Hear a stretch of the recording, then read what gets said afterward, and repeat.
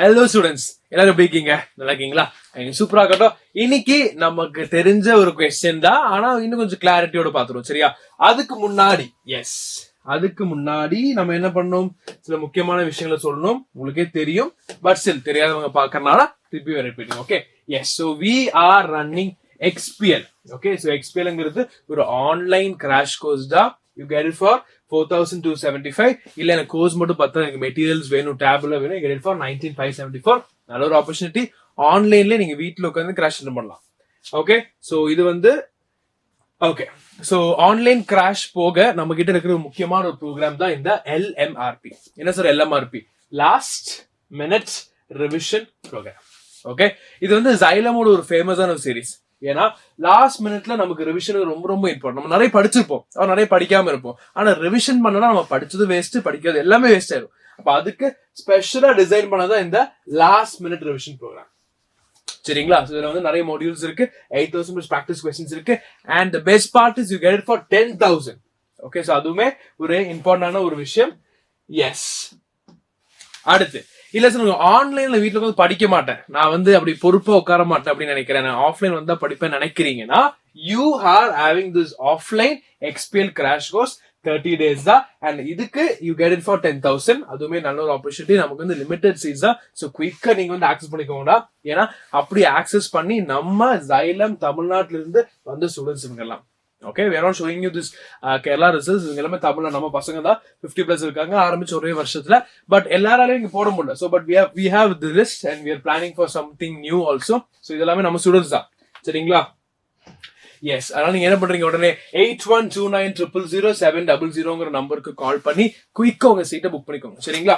Okay, so once it is affordable, நம்ம என்ன பண்ணலாம்னா அதை வந்து யூட்டிலைஸ் பண்ணி நம்மளோட மார்க்ஸ் வந்து அழகா நம்மளால என்ஹான்ஸ் பண்ண முடியும். சரியா? யா. அண்ட் முக்கியமான விஷயம், இப்போ நான் டீச் பண்ற கொஸ்டின் உங்களுக்கு வந்து வேணும்னா நீங்க இந்த QR கோட ஸ்கேன் பண்ணா மட்டும் போதும், நீங்க ஈஸியா ஆக்சஸ் பண்ணிக்கலாம். சரியா? Fine. So describe dihybrid cross பாத்துருவோமா? இந்த கொஸ்டின்ஸ் எடுத்து வந்திருக்கீங்க. மோனோஹைபிரிட் கிராஸ் நீங்க கண்ண முடி தூக்கத்துல கடை எழுதிடுவீங்க. டைஹைபிரிட் அப்படி இல்ல, கான்செப்சுவல் மிஸ்ஸிங் நிறைய பேருக்கு இருக்கு. அது முடிச்சிடலாம் நீங்க. சரியா? யா. சோ இந்த கொஸ்டின் வந்து ஒரு பிரீஃப் மார்க்ல கேட்டா எப்படி சார் எழுதணும்னு கேட்டீங்கன்னா, ரொம்ப சிம்பிள் தான். Dihybrid cross involves individual differing in 2 characters. Very easy.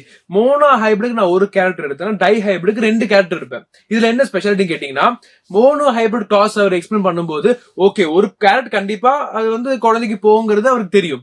ஆனா 2 கேரக்டர் வச்சா 2 கேரக்டருமே போகுமான்னு பார்த்தா எஸ் போகும். அதுதான் டைஹைபிரிட் கிராஸ். அங்கதான் அவர் வந்து எஸ் இவ்வளவு பெரிய விஷயம் நடக்குதுங்கிறது தெரிஞ்சுக்கிட்டாரு. பாத்துருவோமா? Dihybrid inheritance is inheritance of 2 separate genes, each with 2 alleles. அதாவது இன்னும் சிம்பிளா சொல்லணும்னா, சீட் ஷேப், சீட் கலர் எடுத்துக்கோங்க. இது ரெண்டுமே 2 separate trait, 2 separate alleles, 2 separate genes. இது ரெண்டுமே என்ன ஆகுது, குழந்தைக்கு இன்ஹெரிட் ஆகுதுன்னு சொல்றாங்க. அப்ப அது எப்படின்னு பாத்துருவோமா? Yes, crossing 2 plants differing in 2 pairs of contrasting traits is dihybrid cross.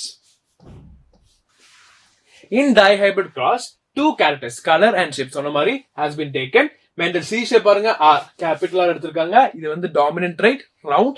Small r எடுத்திருக்காங்க, that is wrinkled, which is recessive trait. Whereas colorல பாத்தீங்கன்னா capital Y எடுத்திருக்காங்க, that is yellow, dominant trait. Small y எடுத்திருக்காங்க, that is green, recessive trait. இவ்வளவுதான். அப்போ ஒரு character 2 character, ஒரு கேரக்டருக்கு 2 allele, இன்னொரு கேரக்டருக்கு 2 அலீல். அப்ப 2 ஜீன், 2 அலீல், மொத்தம் 4 அலீல் and 2 கேரக்டர்ஸ். அவ்வளவுதான்.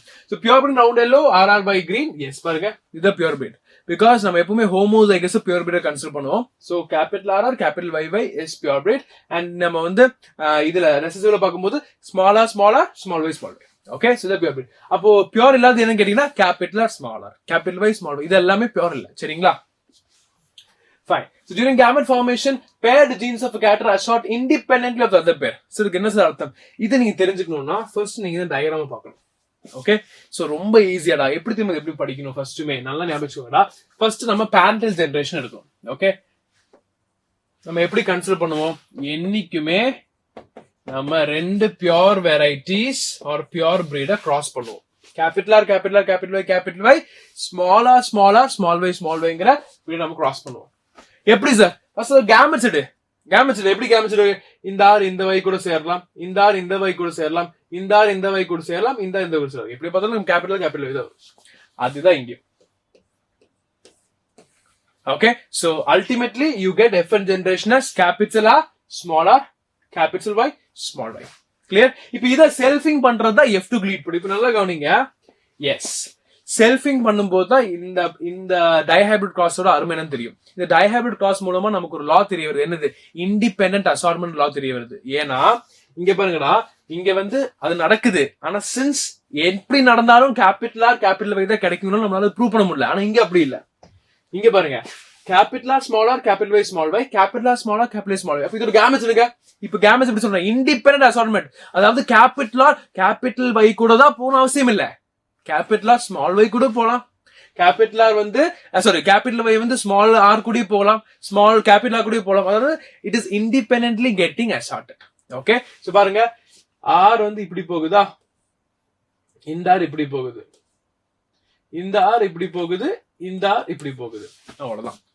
சோ ஆர் வை வந்து இண்டிபெண்டா நான் இப்படிதான் இவங்க கூட தான் போகணுங்கிறது இல்லாம ஐ கேன் இண்டிபெண்டன்ட்லி கெட் அசார்ட். இப்படி அசார்ட் ஆயிட்டு நமக்கு வர ஒரு டைஹைபிரிட் கிராஸ்ல வரக்கூடிய கேமெட்ஸ் இவங்க எல்லாம்.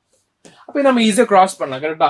ஆர் வை இங்க அப்படியே போட்டு கிராஸ் பண்ணணும். Get characters. அப்ப கேரக்டர்ஸ் கிடைக்கும் போது நமக்கு என்ன பேரண்டல் கேரக்டர்ஸ் கிடைக்குது, அதர் நிறைய கேரக்டர்ஸ் வருது. which means டைஹைபிரிட் கிராஸ்ல எஸ் கேமெட்ஸ் வந்து என்ன ஆகுது, இண்டிபெண்டன்ட்டா அசார்ட் ஆகி அது அப்படியே அடுத்த ஜெனரேஷனுக்கு போகுதுங்கிறது இங்க ப்ரூவ் ஆகுது. சரியா?